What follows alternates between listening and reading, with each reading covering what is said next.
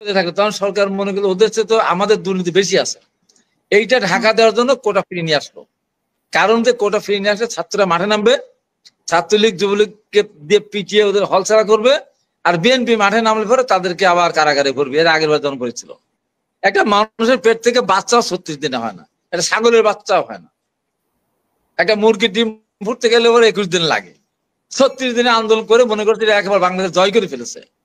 এখন যেটা প্রমাণ হচ্ছে, যেটা বের হয়েছে, তারপরেও আমরা তাদেরকে সমীহ করি, স্নেহ করি, তাদেরকে মালিক হয়ে গেছে। যারা এখনো নিবন্ধিত দল না, যাদের প্রতীক নেই, তারা হুঙ্কার দেয় নির্বাচন করতে দেব না, নির্বাচন হবে না, আমাকে এইভাবে নির্বাচন হতে হবে। এই সাহসটা কে দিচ্ছে? কথা খুবই পরিষ্কার। আমরা জুলাই সনদের ব্যাপারে আমরা সম্মত হয়েছি, অনেক ব্যাপারে আমরা একমত হয়েছি। বিশ্বাসই করতে পারেন কেউ যে বিএনপি এত নমনীয় হতে পারে। আমরা একটা সুষ্ঠু নির্বাচনের জন্য, দেশটাকে গণপথে ফিরিয়ে আনার জন্য যত ধরনের ছাড় দেওয়া তত ধরনের ছাড়ই আমরা দিচ্ছি। কিন্তু কিছু কিছু দল এমন কথাবার্তা বলছে, ওই ভাষা তো আমি জানি না।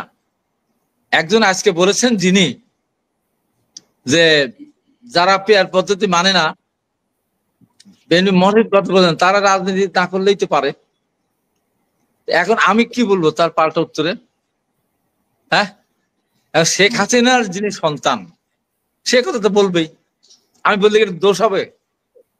বিএনপির মহাসচিব বলার পরে এই কথা যদি বলতে থাকে, তাহলে এটা কোথায় শিষ্টাচারের কোথায় চলে গেছে? এবং এনসিপি বলেছে তারা জুলাই সনদে স্বাক্ষর করবে না। তোমরা ভালো কথা, তোমরা কোটা সংস্কার আন্দোলন করেছিলে, সরকার কোটা মেনে নিয়েছিল, ঘরে চলে গিয়েছিল। তারপরে 18 সাল নির্বাচন হলো, তোমাদের কোনো খবর নাই যে নির্বাচন রাতের বেলা হয়ে গেল। আজকে সমস্ত টেলিভিশন দেখাচ্ছে যে তৎকালীন আইজিপি সরকারের নির্দেশে র্যাব এবং এদেরকে বলেছিল রাতের বেলা ভোট কেটে ব্যালট কেটে বাক্সে ভরা, যেটা আমরা প্রতিদিন বলতাম। অনেকে বলতে কোথায় কোনো প্রমাণ নাই, আজকে তারা প্রমাণ দিচ্ছে। তো কই, একদিনও তো বলে নেই যে আমরা এই দেশ চাই না, এই ভোট চায় না, এই সরকার চায় না, এই অনিয়ম চায় না, বলেছে কোনদিন? এই যে বিদ্যুতের ঘাটতি, আপনার লোডশেডিং, দাম বৃদ্ধি, দেখছেন কোন মিছিলে? কোনদিন দেখছেন? তারপর 2024 সালে একটা নির্বাচন হলো, আমরা তখন জেলে। সেই নির্বাচন একতরফা ভাবে ফ্যাসিস্ট সরকার করলো। করার পর তারা বলেছে, বিশ্ববাসী মিছিল করেছে যে এই নির্বাচন মানি না, আমরা ভোট দিতে পারিনি, বলেছে? বলেনি। তারপরে যখন সরকার দেখলো বেনজির, আজিজ, তারপরে মতুর, আসাদের দুর্নীতি যখন প্রকাশ পেতে থাকে, তখন সরকার মনে করলো ওদের চেয়ে তো আমাদের দুর্নীতি বেশি আছে, এইটা ঢাকা দেওয়ার জন্য কোটা ফিরিয়ে নিয়ে আসলো। কারণ যে কোটা ফিরিয়ে নিয়ে আসলে ছাত্ররা মাঠে নামবে, ছাত্রলীগ যুবলীগকে দিয়ে পিটিয়ে ওদের হলছাড়া করবে, আর বিএনপি মাঠে নামলে পরে তাদেরকে আবার কারাগারে ভরবে। এর আগের বার যখন করেছিল, এইভাবেই তারা এখানে চলে আসতো। এখন এইটা ছাত্ররা তখন আন্দোলন নামলো বৈষম্য বিরোধী নাম দিয়ে। সরকার যদি প্রথমেই যদি পূর্ণাঙ্গ রায় দিয়ে দিত 7% রেখে, ওরা ঘরে ফিরে চলে যেত, ওরা একদিনও থাকতো না। এবং সবচেয়ে খারাপ কাজ যারা করেছিল তা বলি আগে, এগুলো তাহলে ইতিহাস বেরোচ্ছে। সবচেয়ে খারাপ হয়ে কাজ করেছে যে সরকার, ধিকৃত সরকার, বাংলাদেশের মানুষ মানে না, ভোট দিতে পারেনি, সেই সরকারের প্রধানমন্ত্রীর সাথে দেখা করার জন্য এত চেষ্টা করেছে, প্রাণান্ত চেষ্টা করেছে, প্রধানমন্ত্রী পাত্তা দেননি। তারপর উবায়দুলের কাছে দেখা করতে চেয়েছে, উবায়দুলের কাছে দেখা দেয়নি। পরে দুধের সাথে ঘোলে মিটানোর মতো, দুধের সাথে ঘোলে মিটানোর মতো শেষ পর্যন্ত নাছোড় বান্দা রাষ্ট্রপতির কাছে তারা স্মারকলিপি দিলেন। এই তো তাদের অবস্থা।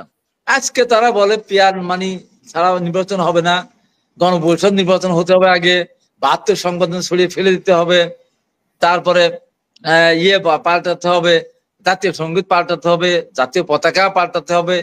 এটা কি? এটা মামার বাড়ির আবদার? 71 সালে 30 লক্ষ মানুষ জীবন দিয়েছে এই জন্য, এই স্বাধীনতাকে এনেছিল এরা। এদের কোনো অবদান আছে এদেশে? হ্যাঁ, 36 দিন, 36 দিন কিছুই হয় না। এটা পালন শাকও যদি আমরা খেতে চাই, তাও তো 36 দিনে হয় না। এটা পুঁই শাকও 36 দিনে হয় না। একটা মানুষের পেট থেকে বাচ্চাও 36 দিনে হয় না, এটা ছাগলের বাচ্চাও হয় না। একটা মুরগির ডিম ফুটতে গেলে ওর 21 দিন লাগে। 36 দিনে আন্দোলন করে মনে করছে একেবারে বাংলাদেশ জয় করে ফেলেছে।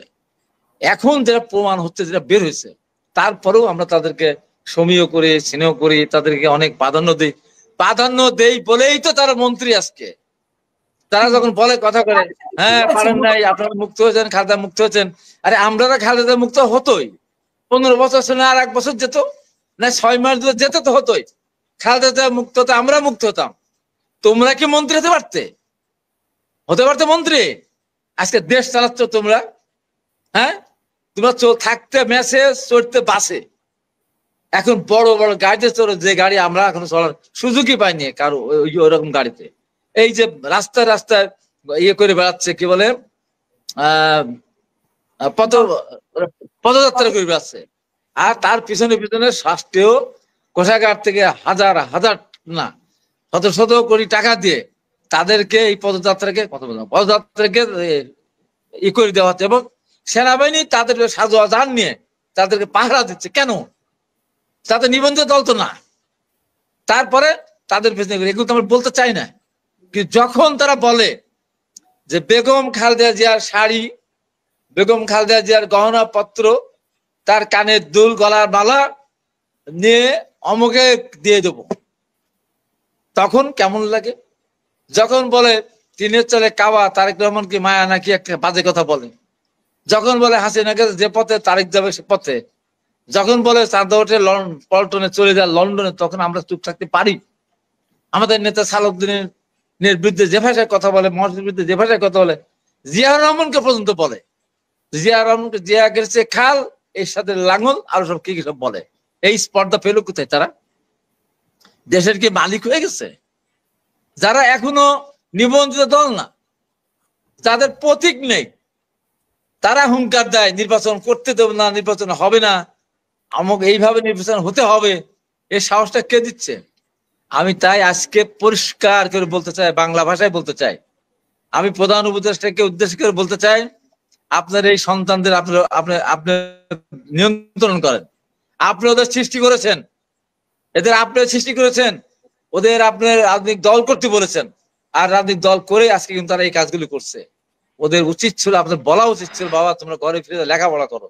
লেখাপড়া নেই, সব কলেজ স্কুল থেকে ছেলেরা চলে যায়, ডিসি অফিসে চলে যায়, ইউনোর কাছে চলে যায়, গিয়ে এটা করতে হবে, এটা দিতে হবে। কোন রাজত্ব? আমরা এইটার জন্য আমরা আন্দোলন করেছিলাম।